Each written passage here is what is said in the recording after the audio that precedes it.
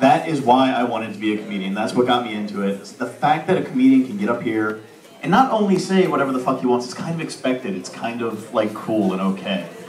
It's like you're never going to see that anywhere else. And because you guys like the edgy shit, I'm going to bring something a little bit different. You're never going to see a group of like men in suits and like FBI headquarters. You got a forensic examiner like follow the trajectory of the bullet down at a 45-degree angle. After the second shot, as you see his head snaps forward just a little bit, you can see Jackie O rise up, you see right down her blouse. Looking awesome. There's nowhere else you can do that kind of stuff. So how many people in relationships? Y'all single, married, dating? Woo! Single people.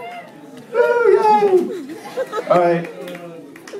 A couple of people like I used to be, yeah. A couple of people are sick of the dating bullshit. So fucking fed up with it they can't stand it anymore. All the crap that goes into it. Well, for you bitter people, I found the thing, my favorite thing, I love this so much, OkCupid. It's a dating website, I don't know if you guys have heard of it. It's the best. Because in addition to like all the regular dating website bullshit, they have these questions, like hundreds and hundreds of questions you can answer. Everybody else answers them, they compare your answers, and they'll match you up based on that stuff. But they'll let anybody write the questions. And there are some bitter people writing questions. They don't proofread, they're like, fucking put it up, I don't care.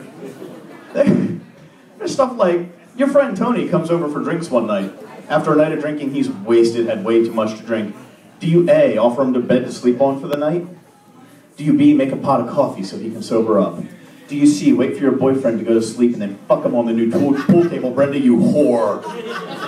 There's some messed up people on that website. But sooner or later, you'll find a relationship, get yourself a girlfriend, whatever. They're gonna want to do shit with you. Ladies, how many of you like karaoke? Oh, yeah, a couple of you, all right. Guys? Bullshit. We don't like it. But they'll make you do it. They'll make you go. They're gonna make you do it. I went out with a girl on our third date. She insisted we go do karaoke. Now, that's the important part of this story, was our third date. She insists, you gotta do a song, gotta do a song. All right, guys, I learned two very important rules doing karaoke. Number one, sing a song you know the words to. Nobody wants to see you up there. Can't read my poker. Oh, that's what she was saying, okay. Number two, very important, especially on your third date. No matter how well you know the words, do not sing Date Rape by Sublime. There's no fourth date. But a little while ago, about a year or so ago, or no, a couple years ago now, I got myself a girlfriend who said to me the hottest thing I've ever heard a woman say. It was like 2007-ish, X-Men 3 had just come out, we were doing the Getting to Know You stuff, talking about movies we liked. We're talking about movies, X-Men 3 comes up, I'm a big comic book nerd. I know, shocking. And she said she'd seen it, and I was like, okay. She's like, yeah, I had a few problems with that movie. I was like, all right, look, yeah, no, I get it. You know, dudes don't have claws come out their fists, and, you know, girls can't run through walls. And she's like, I get it. Guys can't, you know, fucking bend metal with their minds. It's make-believe, I get it. It's just fun, silly movie. Like, no, that wasn't the problem. At the end, when Juggernaut was chasing Shadowcat through the building, and they came up on a little kid who can turn off mutant powers, and he hit the wall and got knocked unconscious. Yeah. I swear to God, she goes, Juggernaut's powers are derived from the Crimson Gem of Siderock. That shouldn't have affected him at all. Oh, goddamn. I don't know why I let that one get away. So, guys, you're a very cool hip crowd. I like this. I want to try something a little bit different. I wrote a very special joke for tonight. I got word from T-Brad that there were some special people coming to visit. We have a group of physicists who have come from Caltech. They're visiting some friends over here. They decided to come out to the show, so I wrote something special for them. So if you just humor me for a second. There's some big news in science recently. Apparently, a group of scientists actually made teleportation work. They broke down particles of light on the quantum level, transported it through space, through a distance of space, and then recreated those same packets of light using quantum entanglement. Now, that would have been something in the news about a few months ago, but one of the scientists set the light aperture for 280 nanometers. Hey, T-Brad, were they coming next week? No, maybe not. Just trying something new. What else? So, my grandfather died recently. Woo! You sick fucks. You sick motherfuckers. My grandfather died, and we had the wake, and or not the wake, the viewing. I went to the viewing, and I'm sitting there, like, in a suit, uncomfortable. My other cousins are there. We're, like, making awkward conversation. The family's there. They're all crying. And grandfather's right there in a box, opened up, made up all the hell and back. And I got to thinking, what a weird fucking custom.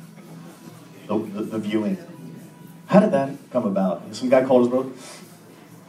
John, Dad died, man. Prove it. So, what else are we going to talk about? Took you a second. So, I was in the bookstore the other day. I saw a book, Autism for Dummies. Am I the only one who thinks, I'm not making that up, it's a real book. I thought that was just a skosh appropriate. I got all pissed off. I had to call my publisher up, tell him to put my book, Cerebral Palsy for Retards, on hold. Suicide bombers. You ever notice how the suicide bombers is always guys, they're always talking and strapping a bunch of explosives on them, run into a building, blow it up, and if they do this, 72 female versions waiting for them in the afterlife. You ever notice there's no women suicide bombers? I don't think that conversation works the same way when you switch genders. Jamala, come here, my love. If you strap this vest full of high explosives on you, run into the embassy and kill the infidel American pig dogs, there'll be 72 male virgins waiting for you. Really, Hassan? There's a Star Trek convention going on down the street. I could probably hit that, not blow myself up, and still hit 100 by the end of the weekend. So guys, thank you very much. That's my time. My name's Ryan McAvoy. Just want to give you a real quick couple of weeks from now, my business, Columbia Scuba, we're doing a charity comedy event. A bunch of really great comics coming out. T-Brad's coming out, Tommy Simbazo, Dorian Gray, Sean Savoy. Who am I forgetting, Brad? Tom Myers, and yeah, a bunch of really great comedians coming out. It's all going to benefit a really good cause. University of Maryland School of Medicine. They're doing some really cutting edge scientific research, trying to help them out. It's a completely free show. Come on out, have some laughs, have a good time. You like what you saw, throw a little money in the bucket, we'll have it by the door.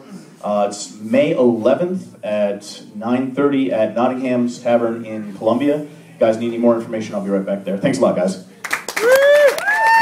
You guys, give it up for Ryan McAvoy. And please, if you want to see me tell some jokes and not spill beer,